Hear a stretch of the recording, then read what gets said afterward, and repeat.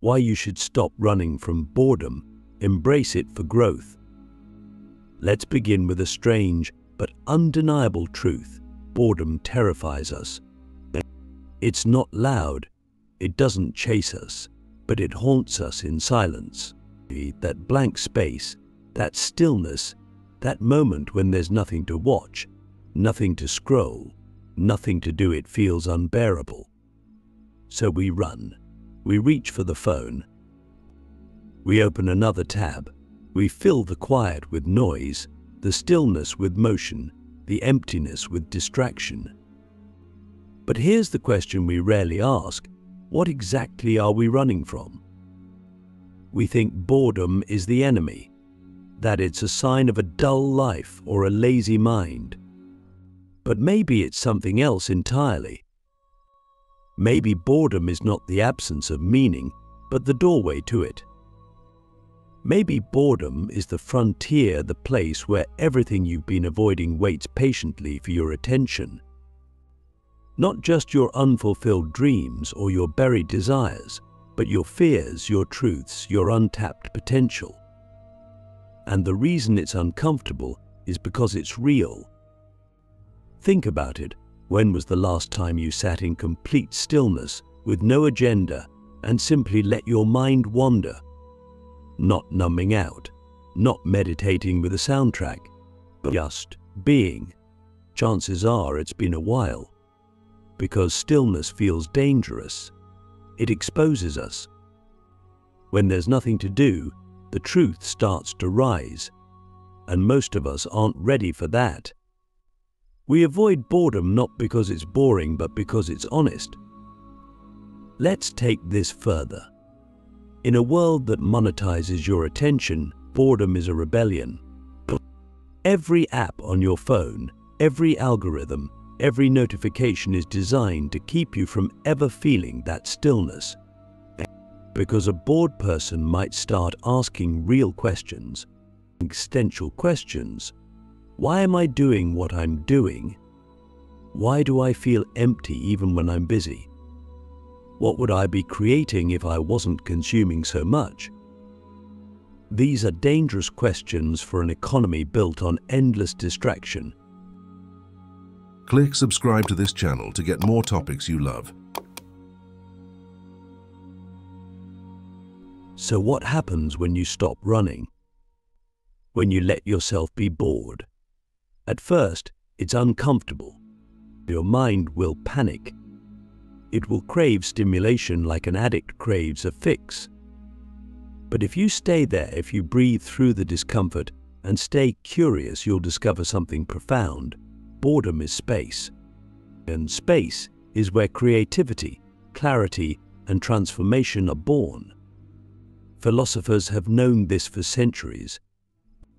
Blaise Pascal once said, "All of humanity's problems stem from man's inability to sit quietly in a room alone."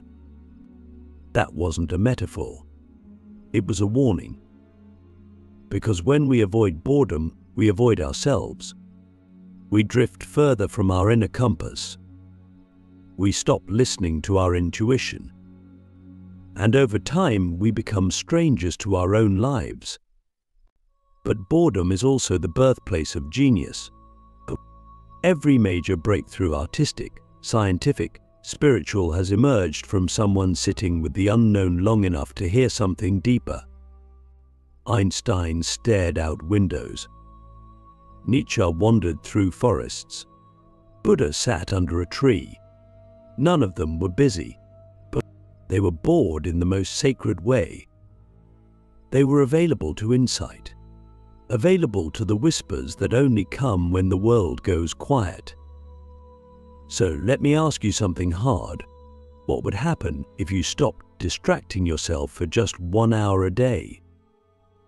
Who would you become if you gave boredom a seat at the table instead of exiling it from your life? What idea might be waiting for you in the silence you keep avoiding? Because here's the truth. Boredom is not an obstacle to a meaningful life, it's the invitation to it. It's the blank canvas, the empty page, and the pause between breaths. And in that pause, You meet yourself not the version you perform for others, but the one who's been waiting to be remembered. In the next part, we're going to go even deeper. We'll explore how boredom is not just a tool for self-reflection, but the very soil where discipline, mastery, and resilience are cultivated. Because it's not just about sitting still, it's about what you build from the stillness. The hidden power of stillness, how boredom builds mastery and mental strength. We live in an age where movement is worshipped. Hustle is glorified. Productivity is measured in rapid outputs and constant motion. But here's a paradox that very few understand. The deepest growth, the kind that changes the trajectory of your life, doesn't happen in motion, it happens in stillness. And boredom? Boredom is the gatekeeper of that stillness. It tests your patience, your focus, your willingness to be with yourself long enough to actually build something of substance. Because the truth is, nothing worthwhile is born in the frenzy of constant stimulation. It's born in the quiet repetition that boredom demands. There's a reason why mastery is so rare. It's not because humans lack talent. It's because most people flinch at boredom. They give up the moment things become repetitive, dull, or slow. But that's exactly where the transformation begins. Every great musician, athlete, philosopher, or entrepreneur has had to endure long stretches of what most would call boring, practicing scales, refining a single technique, and rereading the same texts, showing up every day to do something that doesn't feel exciting anymore. Mastery lives in the mundane, and boredom is its training ground. We confuse excitement for progress, but excitement fades. It's a spark. Real progress is slow. It's unsexy. It doesn't give you dopamine every 5 seconds. It asks for your respect, not your constant entertainment. And that's why most people never achieve the greatness they're capable of. They're too addicted to novelty. They want the rewards of mastery without the silence it requires. But silence isn't empty. It's full of answers, if you can stay long enough to hear them. Stillness is where your mind stops reacting and starts creating. When you're bored and not filling the void with endless content, your brain begins to reorganize. It starts to make connections, to reflect, to wander into territory you didn't know existed. And in that wandering, you begin to understand something essential. You are not your distractions. You are not your impulses. You are the observer beneath them. And that observer gains power in stillness. Boredom forces you to meet that part of yourself, the one that can endure discomfort without collapsing into it. Mental strength isn't just about pushing through difficulty. It's about sitting still when everything in you wants to move. It's about being able to delay gratification, to tolerate uncertainty, to resist the noise long enough to build something sacred. And boredom is the furnace where that kind of strength is forged. If you can be bored and not escape, you're already stronger than most people. Because you've proven that your mind doesn't own you, you own it. Let's be honest, this isn't easy. Every app, every platform, every device is engineered to hijack your boredom, to give you an instant hit of pleasure the moment you feel the itch of stillness. But every time you give in, you weaken the muscle of presence. You teach yourself that you can't handle being alone with your thoughts. And over time, that creates dependency. You become a slave to stimulation. That's not freedom. That's quiet imprisonment. But the opposite is true too. Every time you resist the urge to escape boredom, you grow. You reclaim agency. You build the kind of resilience that doesn't just help you focus, it helps you stay calm in chaos. It helps you lead. It helps you create. It helps you become the kind of person who doesn't need the world to entertain them in order to feel alive.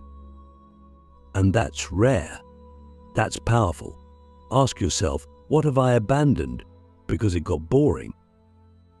What skill, what relationship, what dream did I let go of because I wasn't willing to endure the stillness it required?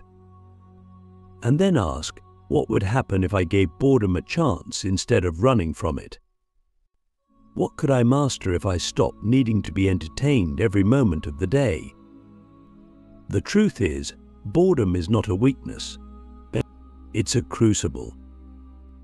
And those who can sit in it without reaching for the nearest distraction are the ones who emerge with clarity, with strength, and with the kind of depth that no algorithm can replicate. They become the ones who build things that last not because they were always inspired, but because they were willing to be bored. But in the next section, we're going to expose the cultural myth that boredom is bad and explore how society has conditioned us to fear it. We'll break down how the fear of boredom is not natural but manufactured, and why breaking free from that conditioning might just be the most revolutionary thing you ever do. Boredom is a lie. How society trained you to fear your own mind. From the moment we're old enough to sit still, we're taught that boredom is something to be avoided. In school, if your attention drifts, you're labeled as unfocused. But at home, if you're not constantly occupied, you're told to go do something. And as we grow older, that message becomes louder, more sophisticated, more insidious. Boredom is framed as a flaw, a failure of imagination, a problem to be solved. But what if it's not? What if boredom isn't a flaw in you, but a feature of a system that depends on your constant distraction? Let's be clear, boredom itself isn't dangerous. What's dangerous is how we've been conditioned to respond to it. Somewhere along the way, we internalized the belief that being bored means we're not living fully. That if we're not stimulated, we must be missing out. That if we're not consuming, scrolling, watching, or doing, we're wasting time. But that belief didn't come from nowhere.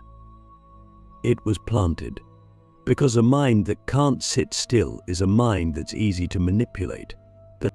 A person who fears boredom will do anything to avoid it, including buying, consuming, and conforming. This isn't a conspiracy theory. It's basic behavioral economics. Attention is the most valuable resource in the digital age. Platforms, brands, and businesses compete relentlessly to capture it. And the best way to capture attention is to convince people they can't stand being without stimulation. That silence is scary. That stillness equals stagnation. That if you're not constantly entertained, you're falling behind. So society feeds you a lie that boredom is bad. And once you believe that, you'll never stop reaching for the next hit of novelty. But here's the truth no one profits from telling you. Boredom is not the enemy. It's your mind asking for space. It's the natural pause between ideas. It's the empty room where insight is born. When we're constantly stimulated, we don't think, we react. We don't choose, we follow. We don't create, we consume. And that's exactly what the system wants. Because a reactive mind is predictable. A consuming mind is profitable, but a still mind, a bored mind that doesn't flee, that's dangerous. That's the beginning of free thought. Ask yourself this: when did you last sit in silence without reaching for your phone? When did you last let your thoughts drift without trying to manage or escape them? But if the answer is, I don't remember, then you're not alone. Most of us have been so thoroughly conditioned to avoid boredom that we've lost the ability to be with ourselves. And that's tragic, not just on a personal level, but on a societal one. Because a population that can't sit with its own thoughts can't ask deep questions. It can't challenge systems. It can't imagine alternatives. It can't evolve. So what would it take to deprogram yourself, to reverse the training and reclaim your mind? It starts with awareness. You have to see the lie for what it is. You have to notice the reflex, the automatic reaching for distraction and pause. But not to shame yourself, but to get curious. Why am I afraid of this silence? What do I think I'll find if I just sit with it? What part of me is so impatient to be somewhere else that I can't even be here now? These are not easy questions, but they matter. Because boredom isn't just about passing time, it's about facing time. It's about facing yourself. And if you can do that, if you can sit in the quiet long enough to hear your own mind again, something incredible happens. You get your freedom back. Not the freedom to do whatever you want, but the deeper kind, the freedom to be without needing to escape. In the final section, we're going to bring everything together. We'll explore how embracing boredom is not just a tool, not just a discipline, but a radical act of self-ownership. We'll look at how boredom can become a spiritual practice, a creative engine, and a path back to the parts of you that the world taught you to forget. The sacred boredom, how stillness leads to creativity, wholeness, and freedom. There's a quiet truth hiding beneath all the noise of modern life. Boredom isn't a void to be filled, it's a space to be honored. It's not something to run from, but something to return to. Because in that stillness, stripped of stimulation, stripped of validation, stripped of productivity, you begin to remember something essential: you. Not the version of you that performs or posts or produces, but the version that simply is. And in that rediscovery lies real freedom. Most people live their lives in reaction. They wake up and immediately reach for their phones. They fill every gap in their day with content. They avoid silence like it's a threat. But what they're really avoiding is confrontation with their own unresolved thoughts, with their own unmet needs, with their own unlived lives. Boredom, when we stop running from it, becomes a mirror. It shows us what we've been ignoring. It reveals what actually matters. And that's why it's sacred. Because it brings us back to what's real.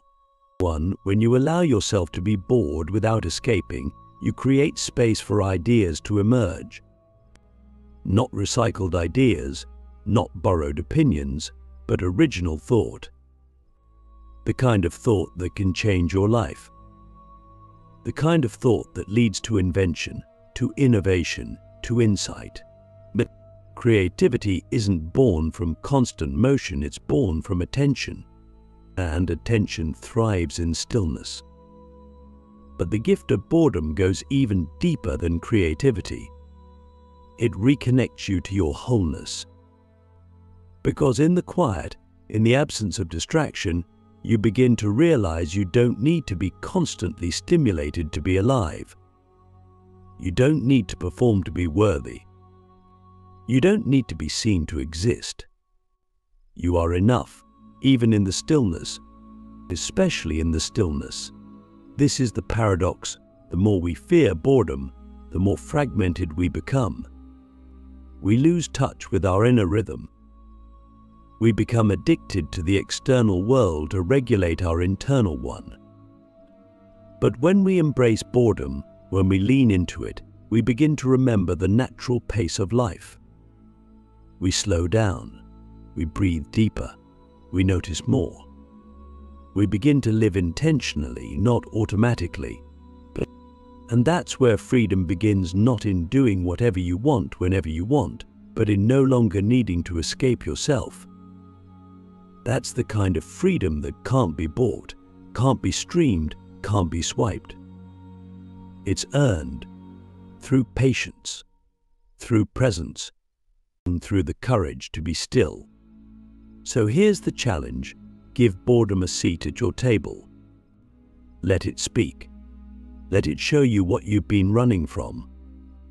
Let it guide you into the parts of yourself that only emerge when the noise fades. Because in that sacred silence, you don't just find peace, you find power. The power to choose your life instead of being swept along by it. And the power to create instead of consume. The power to be without needing to prove anything to anyone. And maybe that's the greatest lesson of all. Boredom isn't the absence of meaning, it's the space where meaning begins. What will you do with that space?